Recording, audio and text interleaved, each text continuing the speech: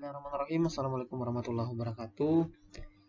Kami dari kelompok 8 yang beranggotakan saya sendiri Beni Andriano, Muhammad Ahyar Ansori Putra, Rizna Melani Sagala, dan Yahya. Jadi di sini kami akan menyampaikan materi kami, yaitu terkait dengan regresi linear sederhana. Namun sebelumnya kami ucapkan mohon maaf dulu, terus dari kami pribadi mohon maaf ke Ibu terutama dan teman-teman semuanya, bahwasanya kemarin minggu yang lalu kami tidak bisa menampilkan tutorial. Jadi kali ini kami mencoba membuat kembali, berhubung teman-teman sudah bisa semua. Jadi kami akan melanjutkannya. Nanti akan dilanjutkan ataupun akan disampaikan ya mengenai materi untuk PPT oleh teman-teman saya, yaitu Muhammad Ahyar Ansari Putra, Rizna Melani Sagala, dan Yahya. Mungkin itu saya persilahkan dulu kepada teman-teman untuk menyampaikan materinya. Ucapkan terima kasih. Baik, saya Muhammad Ahyar Ansari Putra ingin menyampaikan materi tentang pengertian regresi linier sederhana. Regresi linier sederhana adalah metode statistik yang berfungsi untuk menguji sejauh mana hubungan sebab akibat antara variabel faktor penyebab atau X terhadap variabel akibatnya. Faktor penyebab pada umumnya dilambangkan dengan X atau disebut juga dengan prediktor, sedangkan variabel akibat dilambangkan dengan Y atau disebut juga dengan response. Terima kasih.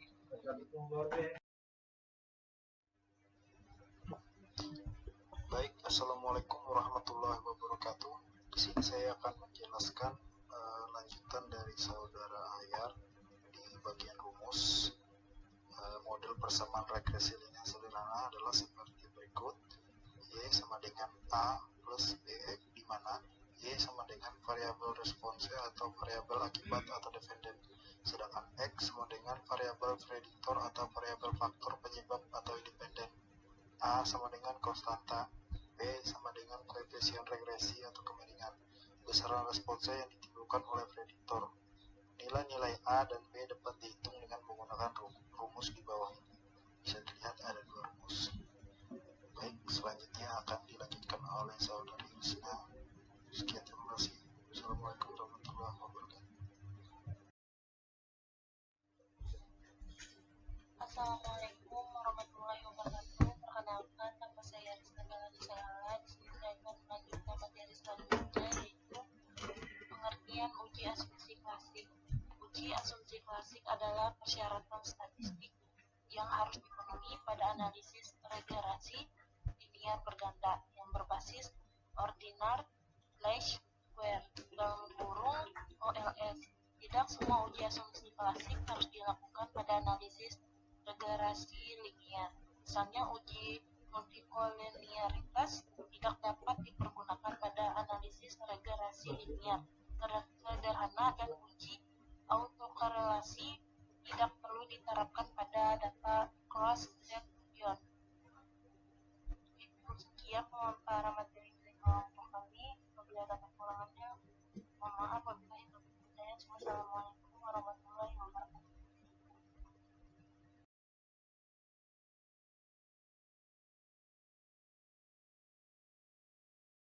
Baik, bismillahirrahmanirrahim. Assalamualaikum warahmatullahi wabarakatuh. Saya Beni Andriano, perwakilan dari kelompok 8. Di sini saya akan melanjutkan ya pemaparan materi ini, tapi dalam bentuk tutorial. Jadi saya akan mencoba membuat langkah-langkah regresi linear sederhana dengan uji asumsi klasik. Ini datanya sudah ada ya. Ini sudah ada saya buat datanya di Word, bisa kita lihat ya. Lalu saya input ke SPSS. Jadi kita membuat langkah-langkah regresi linear sederhana itu menggunakan SPSS. Nah, ini bisa kawan-kawan lihat ya sendiri di sini bahwasanya ini sudah ada data yang saya input dari variabel X dan variabel Y. Nah, lalu kita melihat ke variabel view-nya. Nah, ini sudah ada ya. Nah, jadi untuk X ini adalah sudah kita buat namanya X dan Y. Lalu untuk label Nah, jadi untuk label nih ya, usia mobil itu dinamakan dengan variabel X. Nah, lalu harga mobil itu dinamakan dengan variabel Y. Sedangkan untuk desimal ini ada 0, saya buat ya. Lalu kita kembali ke data view lagi, kembali ke data tadi. Terus langkah selanjutnya adalah kita klik analyze, lalu kita klik regression dan klik linear. Nah, ini sudah terlihat ya. Jadi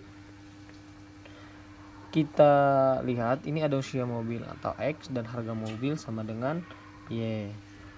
Terus kita ubah untuk harga mobil, kita klik itu kita masukkan ke independen, dan untuk usia mobil itu kita masukkan ke dependen. Lalu kita save.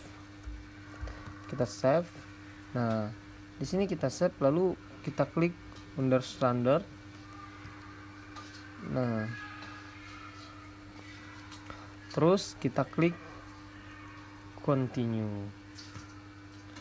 Nah, lalu kita ke float lagi. Nah, kita ke float.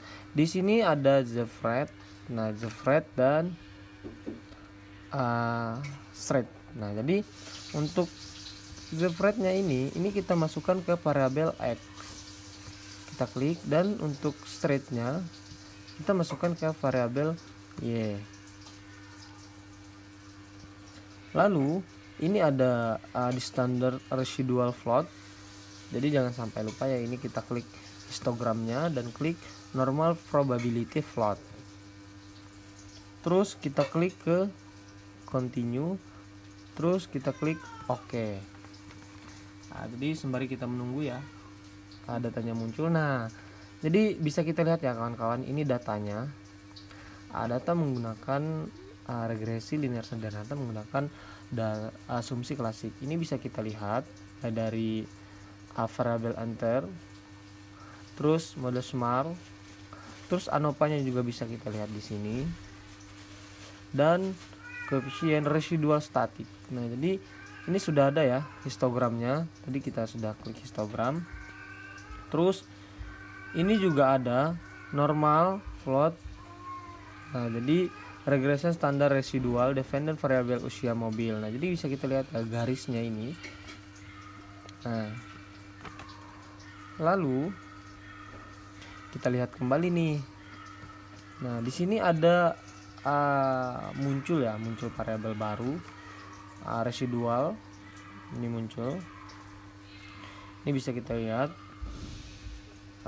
Terus kita lihat normalitasnya, kita ke analysis lagi. Terus kita analysis non parametric test. Kita klik non parametric test. Terus kita klik legacy dialects.